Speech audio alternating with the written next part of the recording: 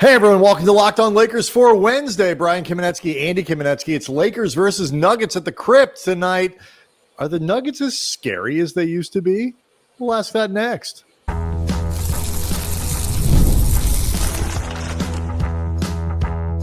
You are Locked On Lakers, your daily Los Angeles Lakers podcast, part of the Locked On Podcast Network, your team every day. Thanks to everybody for making Locked On Lakers your first listen of every day, Monday through Friday, no matter how or where you get your podcasts. This one's always free and never behind paywall. Locked On Lakers on YouTube. So we're over 34,000 subscribers, Andy. You're all hanging out, getting ready for tonight's game against those mighty, mighty Denver Nuggets, Andy. But are they quite as mighty as they once were? And that is a question we'll get into in a second. We'll also talk about a surging Austin Reaves and whether or not he has arrived at genuine third star status, at least in terms of how he's playing. Try to get a little bit into Jordan Goodwin as well, and his contract, what the Lakers need to do with it. Do want to let everybody know that today's episode is brought to you by Prize Picks. Download the app today. Use the code LOCKEDONNBA to get $50 off instantly when you play your first $5 lineup. Prize Picks, run your game.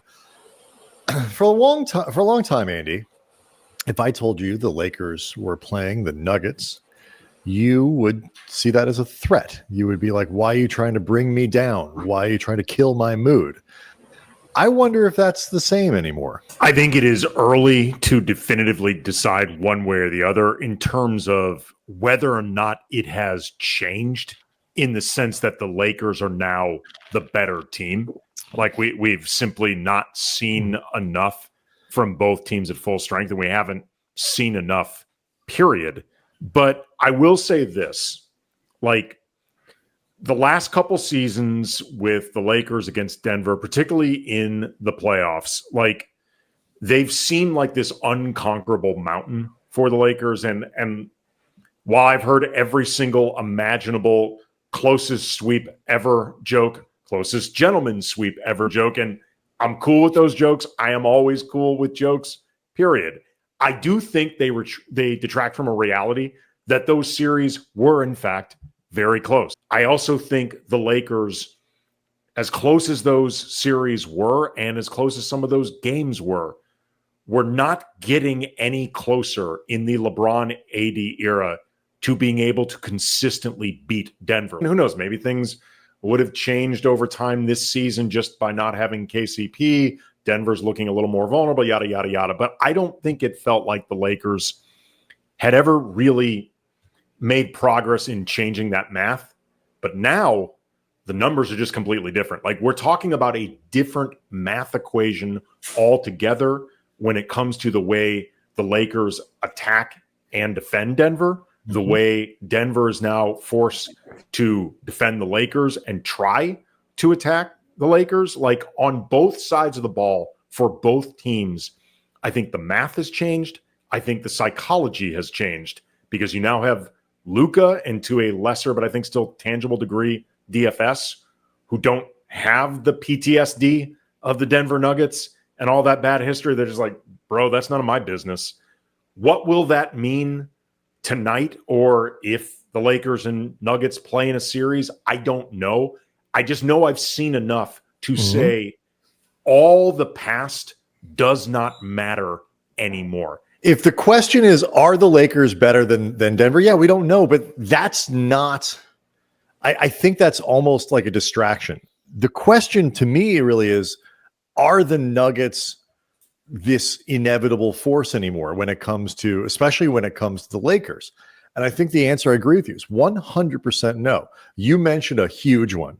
The arrival of Luka Doncic, along with Dorian Finney-Smith, the removal, no disrespect, to D'Angelo Russell, who, even if he wasn't in his own head about the Nuggets, was like the walking embodiment of the problem that the Lakers have matching up with them. So as long as D'Lo is there, it's like, look, we have this massive problem, Matt. So I think just in the way that people talk, I'm not saying it's fair or not. I'm just saying just in the way that people talk about the series, that swap makes a difference just in how people are going to frame things. You bring in Luka, like you say, who has zero of this baggage to go with him. I I think that makes a huge difference. And then, Denver is starting to let, I'm not saying look, they could easily get to the conference finals. They could easily get to a finals. The Nuggets are not done. They are not washed. What they are is different. And it used to be a couple seasons ago, you would look at the Nuggets and there's just this there's waves. There's a healthier Jamal Murray, along with Aaron Gordon, who's like this perfect fit, and KCP is there. And you just have these sort of waves of players where Jokic is incredible, but it didn't feel so top heavy. Now it feels much more top heavy to Jokic, although they did win earlier this week, beat Minnesota, right? Without either him or they beat the Warriors on Monday. Right. Sorry, and I was we have the Warriors on the brain because it feels a little bit like Golden State when they were just getting past their peak, and it felt like, oh man, they're starting to really depend on Steph a lot more than they needed to before. I feel like they're there with Jokic, and the biggest thing vis-a-vis the Lakers is the fact that it's switched. The Lakers now feel like they can play defense against a Nuggets team that doesn't play very good defense right now. Nuggets are 20th in the NBA in defense. And so, yeah, they've still got a top 10 point differential because they're so good offensively, but the Lakers can defend. So it feels like the formula for how the Lakers compete with Denver has completely changed. It's interesting you bring up that defense. For the Lakers Talk, the ESPN LA 710 weekly show that I do, I had on Adam Mares, who used to cover the Nuggets for Locked On Nuggets. He's now covering the team for Denver's DNVR Sports. He's got a podcast with Tim Legler. Like he knows the Denver Nuggets as well as anybody you're going to talk to. And one of the conclusions that he had from watching the last two games with the Lakers and Nuggets, because I asked him about this, is the way they are defending Jokic now. That is sustainable in terms of it being an effective, viable approach. It doesn't mean it's automatically going to contain him in every single time those two teams match up. Hell, it may not do a damn thing tonight. But the way that they have been, giving Jokic that sandwich defense look, where one guy is fronting, you've got somebody close by playing Jokic from behind. You've got all these different defenders specifically looking to muck up the passing lanes and making Jokic less effective as a facilitator. And Jokic averages this season about 10 assists a game against just 3 turnovers. In these 2 games combined, he's had just 15 assists and I want to say 9 turnovers. So he is being held below his assist averages, above his turnover averages, and they're making it more difficult. And once you start making it so Jokic can't operate the offense the same way he has before, because he's the most important hub of that offense by a wide margin, it then becomes incredibly dependent on either Jamal Murray, who's a great player but has his own flaws, or Russell Westbrook, and just not quite where he was a couple years Russ, ago. Who's having a terrific season in Denver, but there are downsides to having Russ with the ball in his hands too much. Like, Jokic is what makes everything in Denver work so well. And you're never going to shut him down completely because he's so good. But if you can cut off part of what he does, in particular in the way he makes everything operate smoothly, Denver does become a different team. And Adam said he thought the way they are doing this is viable. A little bit more on this, and then also how it relates to the rest of the Western Conference. We'll get to that next, as well as, Andy, is Austin Reaves a legit third star now? We'll talk about all these things next.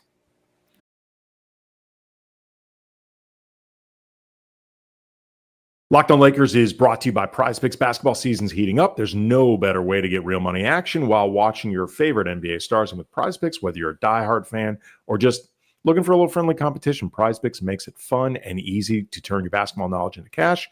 Here's how it works. Pick more or less on at least 2 players for a shot to win up to 1,000 times your cash.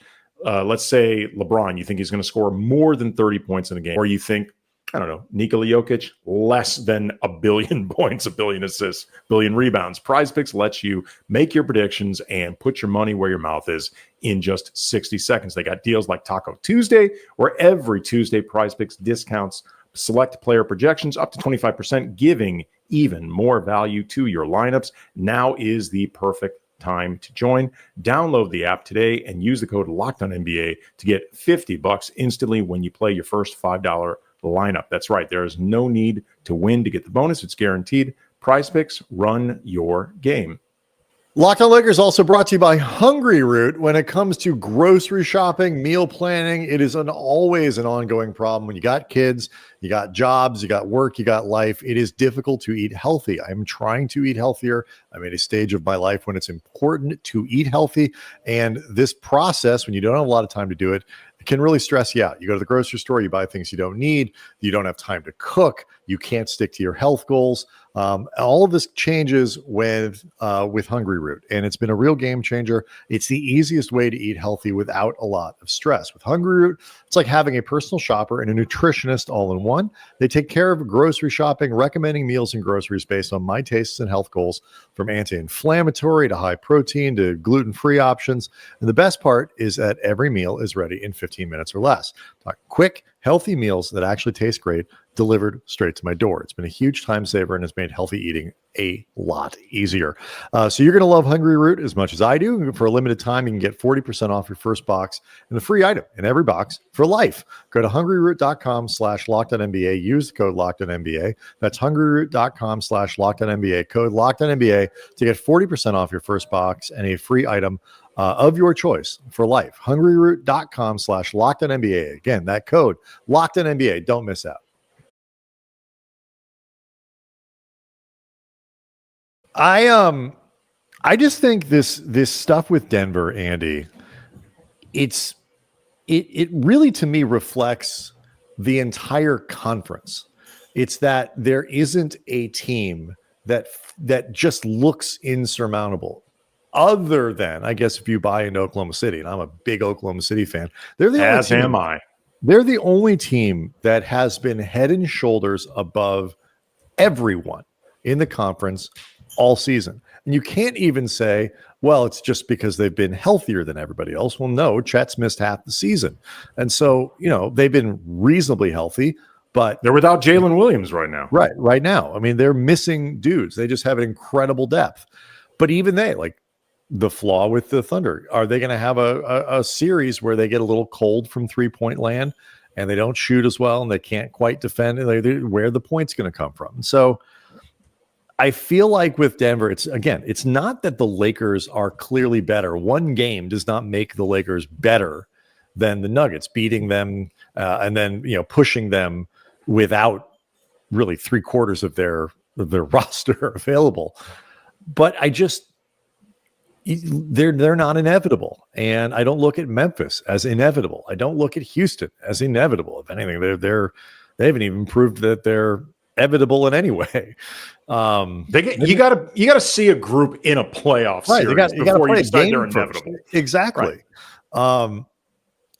And that is why, before we talked about it this way, the Lakers, they've got a chance because there's not that super dominant team. The AD LeBron Lakers had stretches where they played well long enough. But what we've seen now with Luka, in conjunction with having LeBron and the way that Austin Reaves is playing and having a team that defends. The problem with the Lakers is they couldn't defend Denver. They couldn't defend a lot of teams. Now they can. There isn't a team out there the Lakers don't seem to be able to defend. We've got a long stretch of evidence that proves it. And not only do I don't think, Lakers fans are scared of the Nuggets anymore, I really don't think the Lakers are either. I think I agree with you that they're definitely not anymore for a lot of the reasons we talked about before. I think they are very cognizant of the idea that they are a different team at this point. And I think that I'm sure they still respect the Nuggets just because Nikola Jokic in and of himself demands it. But on paper, and we unfortunately have gotten a very small sample size of the Lakers and Nuggets full strength in the Luka era to really evaluate this, but just on paper, I don't think Denver matches up as well against the Lakers as they used to. Like Aaron Gordon he's the best perimeter defender with size. He cannot guard both Luka and LeBron. Michael Porter Jr. can't really guard either one of them. Like Christian Braun can, I think, maybe check Austin Reaves, but you're still left with one extremely high-end facilitator and scorer to account for. Like I think Rui is going to have an easier time offensively forcing mismatches, and defensively, he is no longer going to have to guard Michael Porter Jr. as much, which was a nightmare for both Rui and for the Lakers. For all the focus on Jokic, and I get it because he's the best player in the league, and there's a lot of the mano-a-mano between him and AD. The guy that I think was really making the Nuggets unbeatable in a lot of ways for the Lakers was actually Michael Porter Jr. Like he was a nightmare matchup for them who used to torch them. You've now got guys like DFS and Vando healthy to put on Porter.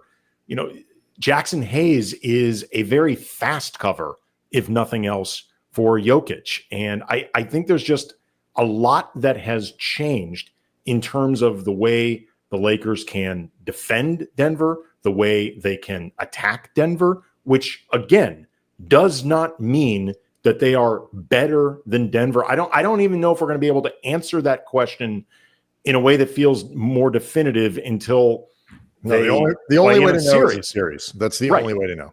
But I do think between what we've seen so far, the psychology of it all, and again, some of the matchups and the way that you look at these teams on paper, it's just much different. Like Denver used to be one of the few teams that could match the Lakers' size advantage that they had over most teams and had front court defensive answers for LeBron and AD.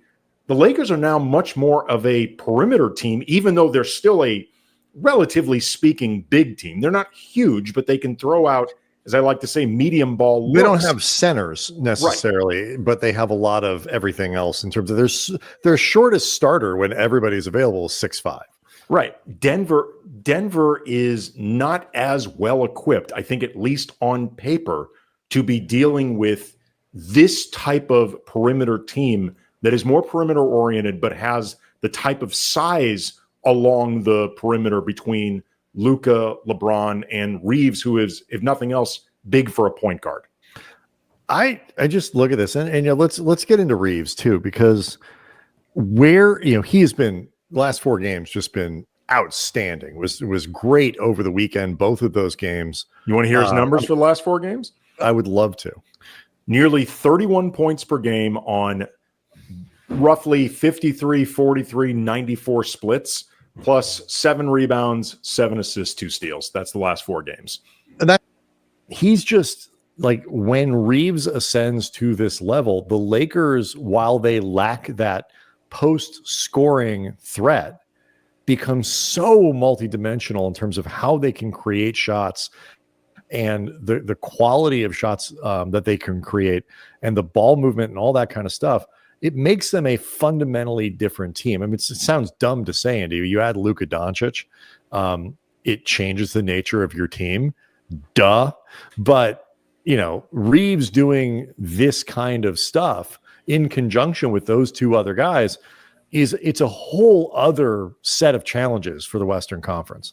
I mentioned the conversation that I had with Adam Aras about Nikola Jokic and the Nuggets on Lakers Talk. I also had Kobe Price on, who covers the Lakers for the SoCal news group, and we talked at length about Austin. And one of the things he pointed out that I thought was a really good way of framing it was that Austin pre-Luka with AD, even when he was playing well, there was often a responsibility for him to tilt the defense himself. Mm-hmm. Now you've got Luka often tilting the defense away from Austin. So when Austin eventually does get the ball, he's often given a lot more space to operate. Another thing that in this conversation that I was having with Kobe that kind of dawned on me in real time is that as great of a player as AD was for the Lakers, and as much as I think Reaves benefited from having AD there, for a guy that wants to get into the lane and be able to create a lot of different forms of chaos in the lane, having AD often setting up shop in the lane and having things oriented around that guy setting up shop, rightfully, as you would for somebody like AD, it's not necessarily as conducive for someone like Reaves, who either wants to get into the lane or often flourishes well off movement. Like there's less motion when you've got AD in that spot. Jackson Hayes is basically just going to be either screening or rolling or screening and rolling. But either way, what he's not doing, other than maybe in the dunker spot, is standing stationary anywhere Austin would want to go. So while nobody would ever try to argue that Hayes is a better player than Anthony Davis, because he's not, in terms of the things that Austin is really good at, not having Anthony Davis there in certain respects makes it easier for AR to really flourish. Let's talk about Reaves in the context of some. I saw a lot of debate, like given this stretch of 4 games, with the 30 points a night and the 7 and the 7 and all these other things, it has rekindled this idea as to whether or not Reaves is a quote unquote third star, like a real one, as opposed to just the third best player on the Lakers, because there is a difference. So I want to dig into that a little bit next. With Robinhood Gold, you can now enjoy the VIP treatment, receiving a 3% IRA match on retirement contributions. The privileges of the very privileged are no longer exclusive. With Robinhood Gold, your annual IRA contributions are boosted by 3%. Plus, you also get 4% APY on your cash in non-retirement accounts. It's over 8 times the national savings average. The perks of the high net worth are now available for any net worth. The new gold standard here is with Robinhood Gold. To receive your 3% boost on annual IRA contributions, sign up at robinhood.com/gold. Investing involves risk. Rate subject to change. 3% match requires Robinhood Gold at $5 a month for 1 year from first match. Must keep funds in an IRA for 5 years. Go to robinhood.com/boost. Over 8 times the national average savings account interest rate claim is based on data from the FDIC as of November 18th, 2024. Robinhood Financial LLC, member SIPC. Gold membership is offered by Robinhood Gold LLC. The NCAA tournament is here, and so is the Bracket Breakdown. Locked On Podcast Network and Amazon Fire TV channels are teaming up to deliver NCAA tournament coverage like never before. Watch studio shows featuring former players and Locked On's local experts as they guide you through every upset, buzzer beater, and bracket matchup. Stream it all for free on Amazon Fire TV channel. Search Bracket Breakdown to see it all for free. It's your team every day. Reminder to everyone that Locked On Lakers is a newsletter. It's not just a podcast so you can get on iTunes or Spotify. It's not just a YouTube program that over 34,000 subscribers are tuning into. It is also a newsletter. You go to lockedondaily.com, click on Locked On Lakers, and the show is delivered to you every day along with analysis from around the NBA channel. So on the season, Andy, Austin Reaves, he is averaging 19.5 points, 4.5 rebounds, 6 assists, shooting, rounding up 45% from the floor. And what is that from 3-point range? 37% from 3-point range this year. 87% from the line, gets there a fair amount. So these are good numbers, but the perception certainly has always been that AR wasn't a quote unquote third star, certainly not an all-star, and that the Lakers were kind of stretching to give themselves a big 3 to really include him in, because he has not made an all-star team, and I wouldn't even say is necessarily on track to do that anytime soon. The flip side of that is there's a difference between a guy who has made an all-star team and a guy who plays at an all-star caliber. Mike Conley it took him forever to get on an all-star team. I don't think anybody would argue that Mike Conley's not an all-star. Damian Lillard missed all-star teams, was left off teams at different times over the course of his career. Nobody's arguing that he's not a star. D'Angelo Russell, to use a comp that Lakers fans like, he is an all-star. He has been on an all-star team. I don't think people think of him that way. I think the question should be, in terms of this all-star thing, like, how tall is he to ride this ride? Is Austin Reaves a guy who is that caliber? And certainly over the last 4 games, the answer is obviously yes. But overall, I just think we're getting closer and closer to a place where you can say pretty definitively that Austin Reaves is an all-star caliber player, whether he makes all-star teams or not. I mean, the all-star distinction of all of this, I think in some respects, it's contextual. You know, you brought up D'Lo. D'Lo made an all-star team. He is not somebody that I consider an all-star. Exactly. I mean, right. But I mean, like, frankly, I didn't consider Mike Conley that way either. Like, if you make one all-star team, like, the talent is the talent. But the reason I even say this at all is just because I think people can get, like, too semantic-y in terms of the way that they that's exactly what I was arguing. Is like, right. You know, don't get bogged down in whether or not the guy actually is, you know, Mike Conley doesn't make all-star teams, is obviously an all-star caliber player throughout his career. Yeah, he's been all-star adjacent. But what I think is interesting about somebody like Mike Conley is he is, I think, sort of the baseline of that level where you can have a conversation about, is this guy good enough to be the third player on a championship level team? And I think, and look, everydayers know this is something I've talked about a lot with Austin Reaves with some skepticism, having always made it clear, I think Austin Reaves is a really good player. I've always thought he's a really good player.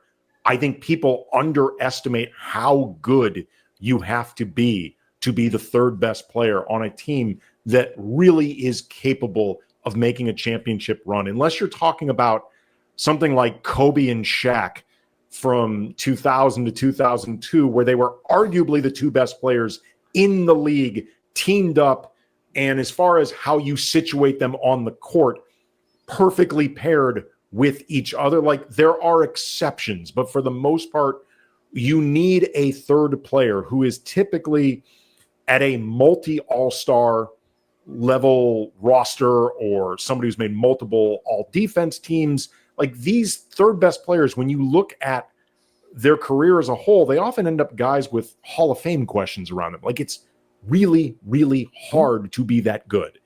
And I've had those questions about Austin. And I will say, over the last month or so, Austin has assuaged a lot of those concerns that I've had. And I think some of that is, to his credit, he keeps getting better. He's a workaholic. He has a high standard for himself.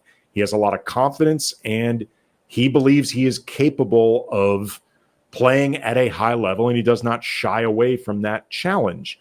I also think, though, that bringing in Luka specifically changes the demands on Austin, where before he needed to be the second best facilitator on a team and, say, the third best scorer, but the facilitating part of it in particular, he needed to be the second best playmaker in the LeBron AD era. I'm still not 100% convinced he is at that level because, again, really damn good. But now he is needed to be the third best scorer and facilitator on this team behind LeBron and Luka. That actually makes the asks in terms of Austin's strengths easier.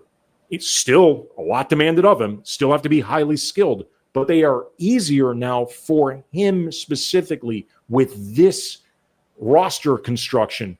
He absolutely can do this. Like, the thing has changed for Austin with this team as, again, to his credit, Austin's actually gotten better. So 2 very specific things have lined up very well for Austin right now, and we're seeing the fruits of it. I would also say, to your point about third best player, like how good you got to be the third best player on a championship team. it makes a difference. You made the Shaq and Kobe comparison. The bar to be the third best guy on a Shaq and Kobe team was lower. And different league, different times, 3-star model and all that. But, if you've got Kobe and Powell, maybe that changes it. If you're, and so as good as AD was, Lamar Odom had to be better than either Derek Fisher, Rick Fox, or Robert Horry, whoever you considered, or Glenn Rice, right, but I mean, whoever you considered the third. And the Lakers, again, different time where you didn't think of like the big threes in the same way. And roster constructions were different. And that Lakers team was particularly different in how it was constructed around Shaq and Kobe. And then Kobe and Powell later on. I think when you look at where the Lakers are now, it makes a difference if the Lakers actually upgraded from their second star. As good as AD is, there's a big difference between having a guy who is considered top 5 in the league, as Luka is when he's healthy and going right, versus top 12, I don't want to get bogged down in rankings, but I don't think most people considered Anthony Davis to be a top 5 player in the NBA. Top 10, sure. Top 15, definitely, but not top 5. There's a big difference. And if you're kind of pegging LeBron where he is right now with this sort of consistent, the way he's been playing in that, 7, we'll call him the 7th best player, making up a number. It makes a big difference where Luka is versus where AR is relative to the lift that has to be done by that third guy. The third guy doesn't need to be quite as good when your 2 guys are within the top 7. And so that part of it makes a difference too for is AR good enough to be the third best player on a championship team? I think the answer is, from a fit standpoint, yes. And from is he tall enough to ride this ride? 20, what is he doing? I said the numbers earlier, 25 and 6 or something like that over the course of the year. It's pretty good. So I'm ready to put him in that category, especially now that the Lakers really have improved the rest of the infrastructure in a way that makes him a more viable candidate for that role. Well, here's the thing that's most important too. What ultimately matters isn't whether Austin Reaves is good enough to be the third best player on a championship team across the league. In a lot of ways, that's a hashtag NBA rank assignment that debate this all you want. Neither one of us gives a bleep. What matters is he good enough for this team? It's similar to how I've talked about Rui. And Rui has a very high importance on these Lakers, and I think is set up on this roster to play very well. This roster is set up to play, especially now, play to a lot of Rui's strengths and ask him to do less that he isn't good at. Is Rui that good on every team across the league? Maybe, maybe not. Again, I don't give a bleep. I don't care. I'm not interested in whether Rui Hachimura is the 112th best player in the league or the 147th. I could not give a bleep less about that debate. What I care about is, can Rui do the things that the Lakers need from him? Is Rui good enough to be the 4th best player on these Lakers? Quite possibly. That's all I care about. Absolutely. And I just the way the roster, this is why I didn't quite understand this automatic assumption when the Lakers made the Doncic deal that it was long term. Great. Of course, it's Luka Doncic. Short term, well, it's going to hurt him. You did get Luka Doncic. Never got that either. I never quite understood. Once you and I got past the shock of it and what does Dallas know? This is there's got to be a catch. It was the whole thing was what's the catch? Right. It turned out there wasn't one. And once we got the shock needed to wear off from our emergency podcast reaction that, quite frankly, our overall reaction could be described as what the F. But once that settled down, we were both like, this is a pretty damn good thing. I thought it was a good thing for the now in the sense, there's an adjustment, but they acquired Luka Doncic. Mm-hmm. I'm just unwilling to buy into, until I see it, buy into a a storyline as an absolute that's going to make you worse in the short term. I just can't do it. And it turns out we were correct about that. So we'll see what happens tonight. Obviously, the Lakers against the Nuggets, this doesn't prove one team's better than the other, whatever. But I am very curious to see just attitudinally what it looks like when the Lakers play these guys. Has the atmosphere and the aura around these games changed? That's really what I'll be looking for. Locked On Lakers on YouTube is where you can go to hang out with 34,000 of your closest friends. We'll of course be back after the game. See everyone then.